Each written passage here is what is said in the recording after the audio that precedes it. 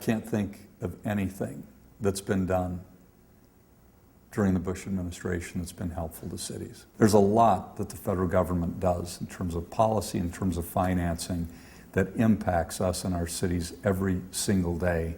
And I hope that we see things go in an entirely different direction than during these disastrous Bush years, because Republicans and Democrats alike among mayors in this country have been very, very upset and concerned about the disregard for cities by this administration.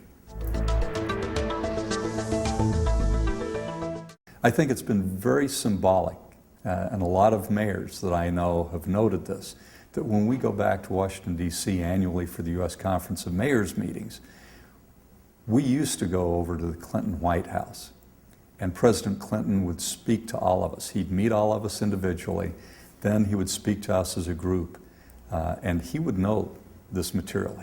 I don't think he had any notes. He knew and cared very deeply about the issues facing cities nationwide. And it showed in terms of his policies.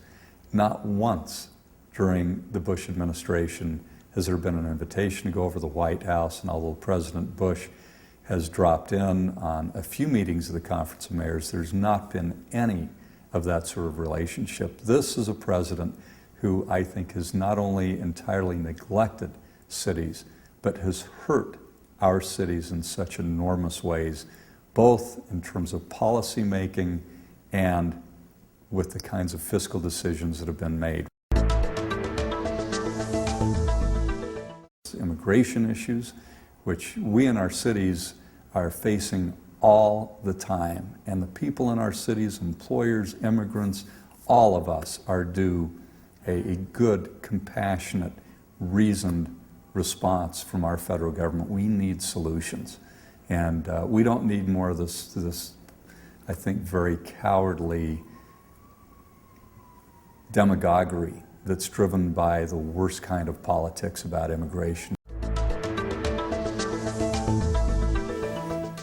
As a mayor, particularly, I've been very pleased to endorse Bill Richardson in his candidacy for President of the United States, because he understands the impacts we feel in cities, where 80% of Americans live, by what our federal government does. He knows what needs to be done on a federal level to make lives much better, to improve the quality of life, to make our cities safer, to make them healthier, both now and in the long term.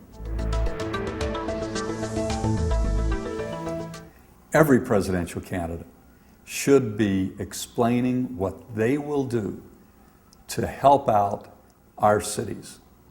And on the federal level, so much of what happens, our air quality, our schools, our transportation projects, all of that depends on what our federal government does, how we deal with our immigrant population.